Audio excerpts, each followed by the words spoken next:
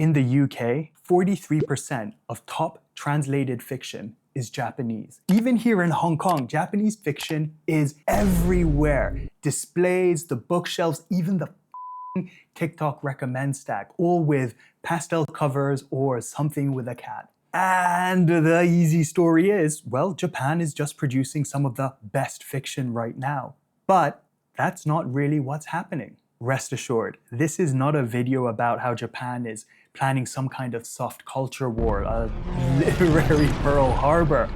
This is a video about how books get chosen, translated, packaged, and then shoved down your throat. We are going to look at the mechanics of this cultural pipeline and how visibility often looks like dominance.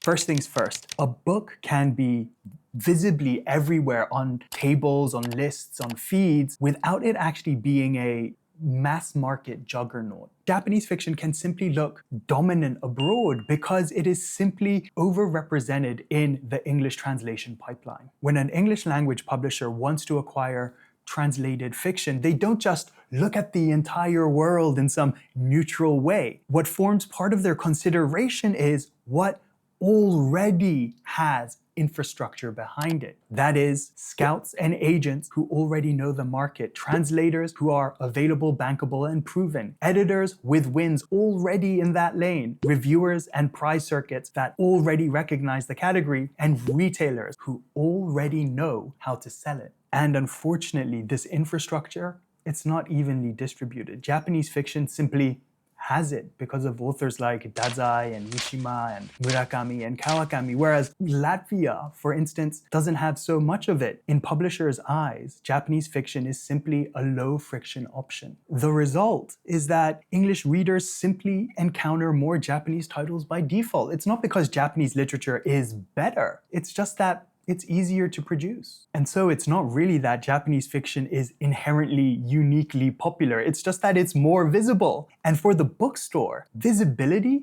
it's basically half the sale.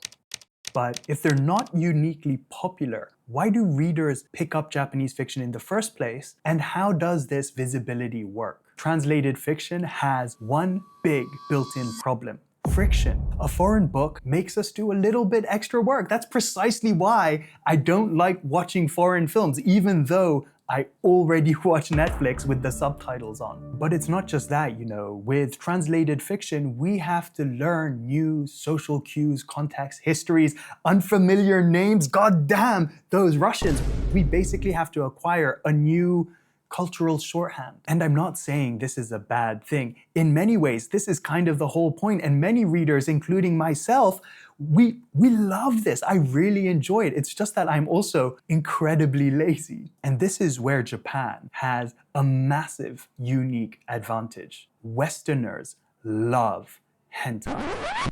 Just kidding. But for the past 50, 60, 70 years, the West has been mainlining Japanese culture as a whole. Anime, manga, games, food, traveling, fiction, fashion, for a whole bunch of reasons I'm not gonna get into, the Japanese aesthetic has a unique appeal, not just to the West, but to the entire world. So for a lot of Anglophone readers, Japanese literature is not exotic in the same way, say, Nigerian fiction is. Shout out Chinua Achebe. We really don't need to familiarize ourselves so much with a Tokyo setting, you know? Plus, Japanese names are kind of phonetic, if only slightly harder to remember. And once these barriers are lowered, the pipeline just starts compounding. This is not some cultural takeover, as some asshole critic put it. It is simply a matter of lower friction plus distribution.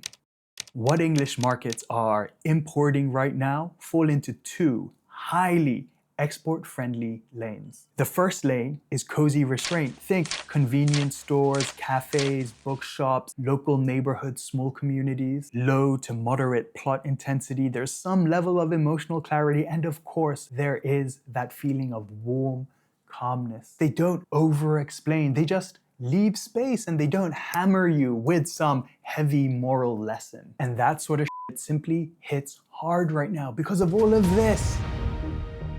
Hello, I'm Mariam Mashir. We want comfort books that feel like narrative oxygen. Lane 2, crime and mystery always sells. It takes the familiar scaffold of like a detective plot or a locked room setup, then layers it with some fresh cultural texture that makes it all feel familiar, but also new. So when people are like, oh my god, Japanese books are just everywhere, well, the books being selected are just the highly exportable stories. It's not like if you go to a bookstore in Japan, there are only 3 sections: cozy, murder, and non-fiction, although given Japanese history, you probably only need 2 of them. I have a bad case of diarrhea. I have a bad case of diarrhea. I have a bad... But why does it feel like Japanese fiction is being shoveled into our faces? The answer is basically, once a category starts selling, the publishing industry does what every industry does. It creates a visual shortcut. Just think of how some actors end up getting typecast. These visual shortcuts, they sell a guarantee. It is a clear signal to the consumer. And that is why we get these minimalist pastel-y covers with clean typography and yes, also cats. The goddamn cat cover has become such a strong marketing signal, and all it does is it just says, yes, this is that type of book. This is cozy. This has been curated just for you. And this is where the real point lands. When we say Japanese fiction is everywhere, we're not talking about the entire literary output of Japan. We're talking about only a small slice of it. A tiny slice curated by English publishers, filtered through the pipeline of exportability and then packaged neatly into a highly marketable and recognizable product. The Japan we're seeing in the West it's not the real Japan. It is the version of Japan as interpreted by the English-speaking publishing industry. And it's so important that we know this and at the very least acknowledge it, because otherwise we're just going to develop a very skewed version of reality, like a high fructose corn syrup version of a nation that has a really long and deep and complex history. So if you like Japanese fiction, let what you see in your local bookshop be the beginning of a long and beautiful cultural journey. Man, surf that pipeline. Don't get trapped in it.